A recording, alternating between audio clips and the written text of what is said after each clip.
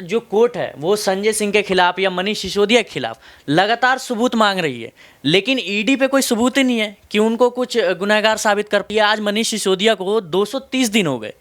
आप सिर्फ रिमांड के लिए 230 दिन, किसी नेता के, किसी भी आम व्यक्ति की हम बात करें तो उनकी ज़िंदगी के 230 दिन बहुत अहम होते हैं। वो दिन अपने फैमिली के साथ बिता सकते थे, वो देश के लिए कुछ की। अजीत पवार पे एक दिन पहले जो है नरेंद्र मोदी जो है पीएम नरेंद्र मोदी भाषण देते हैं कि हम गारंटी देता हूं मैं भ्रष्टाचार की, लेकिन अगले ही दिन अजीत पवार जो है वो बीजेपी के साथ जुड़े। जो असम के मुख्यमंत्री हैं हेमंत बिस्वा शर्मा, वो कांग्रेस में थे और जैसे ही उन पे कार्रवाई हुई रातों रात वो बीजेपी में ज्वाइन कर लेते हैं और सारे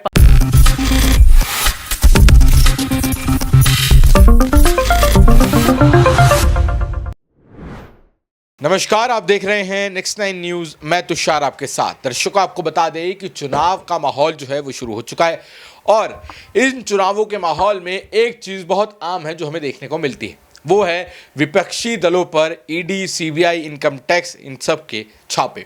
आपको बता दें कि सरकारी एजेंसियों का इस्तेमाल पूरे साल में इतना नहीं किया जाता जितना चुनाव के दौर में किया जाता है, और वो भी तब जब चुनाव एकदम सर पे होते हैं, क्योंकि उस समय जनता को एक मैसेज देना होता है। जनता को दिखाना होता है कि सामने वाली जो पार्टी है, यानी कि जो सामने वाला दल है, विपक्षी गठबंधन या विपक्षी दल जो है वो भ्रष्ट है।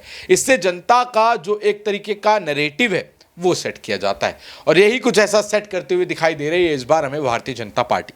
जिस तरीके से संजय सिंह पर ईडी का जो छापा पड़ा है, जिस तरीके से उनके घर पर छापा पड़ने के बाद उन्हें अरेस्ट किया गया, जिस तरीके से 2 बार राउज एवेन्यू कोर्ट में उन्हें पेश किया गया और एक बार फिर से 27 अक्टूबर को यहाँ पर उनको पेश होना है, यानी कि 27 अक्टूबर तक उनकी रिमांड बढ़ा दी गई है, ईडी कस्टडी जो है वो बढ़ा दी गई है। उससे कई सवाल उठते दिखाई दे रहे हैं कि क्या संजय सिंह सच में जो है वो यहाँ पर दोषी हैं। दिल्ली आबकारी नीति, दिल्ली शराब नीति के मनी लॉन्ड्रिंग मामले के तहत यहाँ पर गिरफ्तार किया गया है, जिसमें पहले से ही दिल्ली के जो पूर्व उप मुख्यमंत्री हैं मनीष सिसोदिया वो गिरफ्तार चल रहे हैं, यानी कि जेल में रह रहे हैं। करीब करीब 250 दिन उन्हें होने वाले हैं जेल में रहते हुए। लेकिन आपको बता दें, जिस तरीके से संजय सिंह जो यहाँ पर उनको गिरफ्तार किया गया है, वो ये साफ साफ दिखा रहा है कि कैसे आम आदमी पार्टी के शीर्ष नेताओं पर यहाँ पर भारतीय जनता पार्टी ने अपनी जो कवायद है वो शुरू कर दी है। उनको यहाँ पर ख़त्म करने की पूरी तरीके से यहाँ पर तैयारी जो है वो की जा रही है। तो सबसे पहले आपको हम आम आदमी पार्टी के नेताओं की कुछ बाइट्स दिखाते हैं कि वो इस पूरे ईडी के जो शिकंजा आम आदमी पार्टी पर कसा गया उस पर वो क्या कह रहे हैं, संजय सिंह की गिरफ्तारी पर, मनीष सिसोदिया की गिरफ्तारी पर, और क्योंकि चुनाव भी सर पर है और जिस तरीके से इन एजेंसियों का इस्तेमाल हो रहा है उस पर यहाँ पर आम आदमी पार्टी के नेता क्या कह रहे हैं, पहले आपको वो सुनवाते हैं। ये भाजपा की एक फितरत है, जहां जनता साथ ना दे रही हो वहां ईडी का इस्तेमाल करके विपक्ष को डराओ।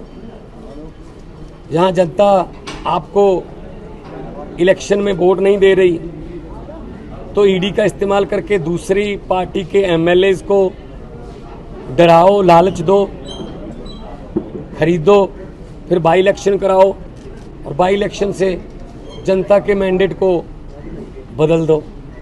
ये भाजपा की फितरत रही है। उसी सिलसिले में हमारे राज्यसभा के बहुत ही वोकल और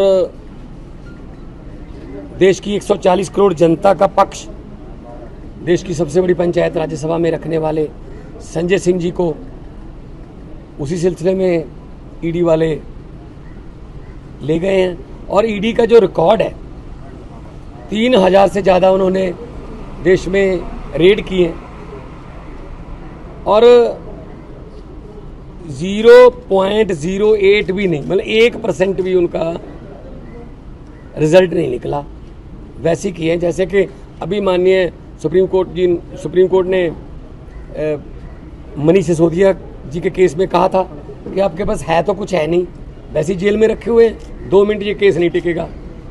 तो ये इस बात को दर्शाता है कि सिर्फ डराने के लिए वो विपक्ष को टारगेट कर रहे हैं। लेकिन आम आदमी पार्टी है, ये एंटी करप्शन मूवमेंट से निकली हुई पार्टी है, हम किसी और मिट्टी के हैं, हम डरने वाले नहीं हैं।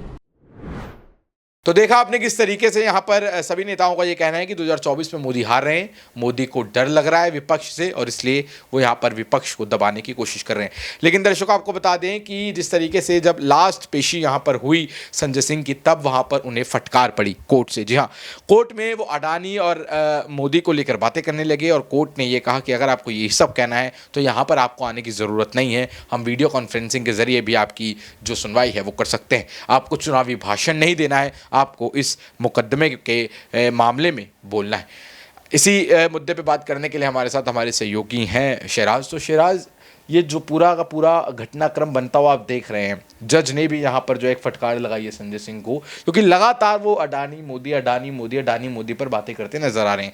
लेकिन मामला दिल्ली आबकारी नीति का है, मामला मनी लॉन्ड्रिंग का है कि उन्होंने पैसे लिए हैं। दिनेश अरोड़ा वो व्यक्ति है जिसके बयान पर संजय सिंह की गिरफ्तारी जो है वो की गई है, वो सरकारी गवाह बन गया है।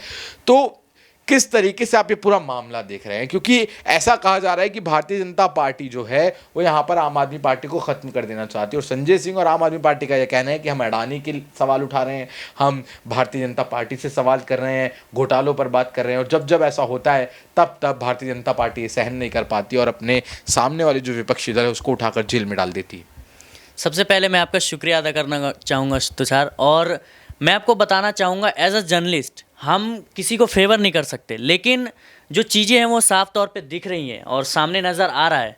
हम आपको बता दें कि अगर जो कोर्ट है वो संजय सिंह के खिलाफ या मनीष सिसोदिया के खिलाफ लगातार सबूत मांग रही है, लेकिन ईडी पे कोई सबूत ही नहीं है कि उनको कुछ गुनहगार साबित कर पाए।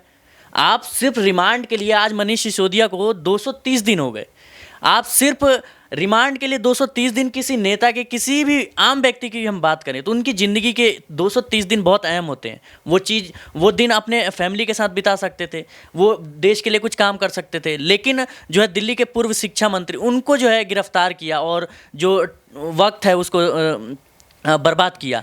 और जो है संजय सिंह के मामले में देखिए तो मनीष सिसोदिया के मामले में हमने देखा कि कैसे कोर्ट लगातार जो है सवाल पूछ रही है, सुप्रीम कोर्ट, कि जो आपके गवाह हैं वो सबूतों से मेल नहीं खाते, आप किसी को सिर्फ ये आशंका के मद्देनज़र आधार पर जो है आप किसी को नहीं रख सकते जिम में, और इतने दिन हो गए। और संजय सिंह के मामले में भी हम लगातार देख रहे हैं। अब मुझे लगता है कि लगातार जो है घसीटा जा रहा है। लेकिन शहराज, ये भी तो देखना होगा ना कि जिस तरीके से हम देख रहे हैं, आपने 228 दिन की बात की, बिल्कुल सही कहा, लेकिन हम ये भी तो देख रहे हैं कि अगर सबूत नहीं मेल खा रहे हैं, गवाह नहीं मिल रहे हैं, तो कोर्ट यहां पर जो है वो बेल क्यों नहीं दे रही है?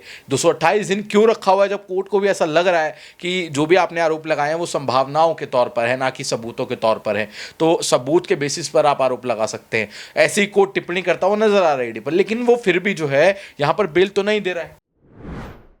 देखिए, आपको बताना चाहूंगा कि कोर्ट जो है अभी इस मामले में ईडी को है पूरा मौका दे रही है कि वो हमेशा अपने हर जो संतुष्टि है उसको अपना कर ले, हर सवाल पूरा कर ले, बाद में ये कोई भी जो है कोर्ट के ऊपर भी सवाल ना उठे। इसलिए मुझे लगता है कि कोर्ट लगातार टाल रही थी। लेकिन बात करें अगर हम जो हाई कोर्ट है वहाँ पे थोड़ा बहुत जो है सरकार का वर्चस्व है, लेकिन अभी जो सुप्रीम कोर्ट है वहाँ पे डीवाई चंद्रचूड़ जो काफ़ी एक बीजेपी की गले की खांस बने हुए हैं, तो वहाँ पे बीजेपी को जो है दिक्कतों का सामना करना पड़ रहा है। कोर्ट के सवालों का जवाब नहीं है इन पे, इन्होंने सिर्फ जो है आशंका के आधार पर जो है गिरफ्तार कर लिया है। मुझे लगता है कि ऐसे किसी भी व्यक्ति के साथ नहीं होना चाहिए और जल्द से जल्द जो है मुझे उम्मीद है कि सुप्रीम कोर्ट से राहत मिलेगी। आपको बता दें कि बीजेपी जो लगातार चुनाव के जो लगातार बयान आ रहे हैं कि बीजेपी जो है कर रही है कि चुनाव जीतने के लिए और डर का माहौल है, तो बिल्कुल ये मुझे लगता है ये सही बात है विपक्षियों का, क्योंकि आप देख सकते हैं कि अभी कल जो है तमिलनाडु में केसीआर के पास जो है 42 करोड़ रुपए मिले, उस पर कोई कार्रवाई नहीं हुई। तमिलनाडु में जो पहले मुख्यमंत्री थे वहाँ पर मिले, उनको कोई कार्रवाई नहीं हुई। और बात करें हम महाराष्ट्र की, अजीत पवार पे एक दिन पहले जो है नरेंद्र मोदी जो है पीएम नरेंद्र मोदी भाषण देते हैं कि हम गारंटी देता हूं मैं भ्रष्टाचार की, लेकिन अगले ही दिन अजीत पवार जो है वो बीजेपी के साथ जुड़ जाते हैं। हम बात करें सबसे बड़े जो असम के मुख्यमंत्री हैं हेमंत बिस्वा शर्मा, वो कांग्रेस में थे और जैसे ही उन पे कार्रवाई हुई रातों रात वो बीजेपी में ज्वाइन कर लेते हैं और सारे पाप धुल जाते हैं। तो ये जो बीजेपी का वॉशिंग मशीन है ये एक बड़ा मुद्दा बनता जा रहा है। मुझे लगता है कि जनता इतनी बेवकूफ़ नहीं है। आप किसी को थोड़े समय के लिए बेवकूफ़ जरूर बना सकते हैं, लेकिन लंबे समय के लिए मुझे लगता है ये कामें जो है वर्क नहीं करेगी। अगर आपको चुनाव में जीतना है, अगर आप सच में एक विश्वगुरु हैं, योद्धा हैं, तो तो आपको जनता के लिए काम करना चाहिए। आप हंगर इंडेक्स में देखिए, भारत को जो है 111वां देश जो अंक वो मिला है, स्थान मिला है 125 देशों में। तो मुझे लगता है दावे तो बहुत होते हैं चुनाव में कि हम तीसरी अर्थव्यवस्था बन रहे हैं, ये कर रहे हैं, वो कर रहे हैं, लेकिन मुझे लगता है जिस देश में लगातार भुखमरी बढ़ रही हो, बेरोजगारी, महंगाई बढ़ रही हो, उस देश की अर्थव्यवस्था का हम क्या करेंगे? आप बताइए। जहाँ का देश गरीब हो, जहाँ इतने लाखों लोग रोज भूखे सोते हो, उनको, उस देश की हम अर्थव्यवस्था को क्या करेंगे? अगर अर्थव्यवस्था बढ़ानी है तो देश में रोजगार लाइए, नए उद्योग खोलिए, गरीबों का सहायता कीजिए।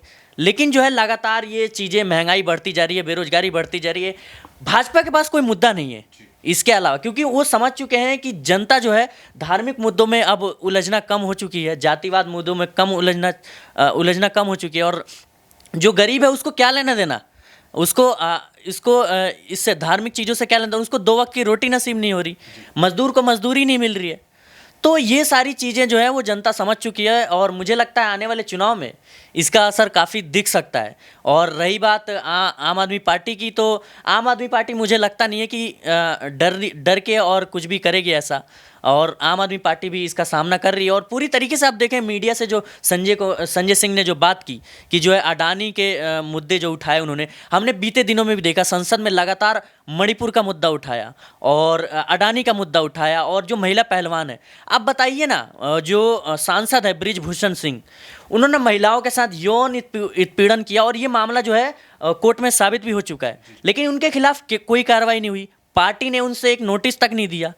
और हम बात करें रमेश बिधूड़ी की, जो अपने शब्दों से अपना परिचय दिया अभी कुछ ही बीते दिनों में, कि एक चुने हुए सांसद को आप जाति सूचक गालियां देते हैं, आप मूल्य और भी ऐसे शब्द हैं जो अभी हम यहाँ पे नहीं दोहरा सकते, इतने गंदे शब्द जो कि गली मोहल्ले में भी जो है उसको इस्तेमाल करने से बचते हैं लोग, लेकिन आप एक लोकतंत्र की मंदिर में उसका यूज़ कर रहे हैं और उसका इस्तेमाल कर रहे हैं एक चुने हुए सांसद के खिलाफ। मुझे लगता है ये बहुत ही शर्मनाक है। और पीएम मोदी, देखिए, जब तक अभी चुनाव नहीं जीतता है कोई नेता तो वो अपनी पार्टी का होता है, लेकिन जब कोई व्यक्ति संवैधानिक पद पे आ जाता है तो वो पूरे देश का नेता होता है। और प्रधानमंत्री मुझे लगता है हमारे भी हैं, हमारे प्रधानमंत्री, आपके प्रधानमंत्री भी हैं, वो हिंदुओं के भी हैं, वो मुसलमानों के भी हैं।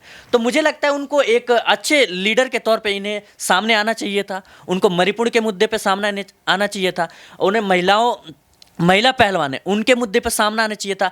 तब जो है लोगों के मन में जो पीएम मोदी के लिए एक भावना पैदा होती और विश्वास पैदा होता, जिससे उनको काफ़ी चुनाव में मदद मिलता।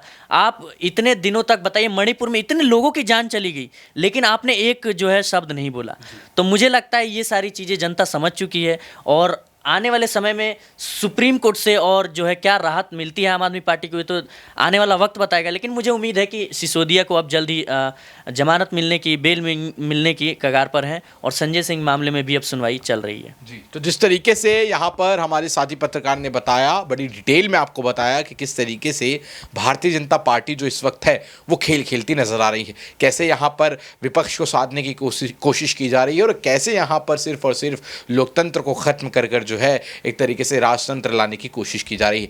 तो दर्शकों, आपका इस पूरे मुद्दे पर क्या मानना है, क्या सोचना है, नीचे में कमेंट सेक्शन में जरूर बताएं, और जुड़े रहे, देखते रहें नेक्स्ट 9 न्यूज़। धन्यवाद।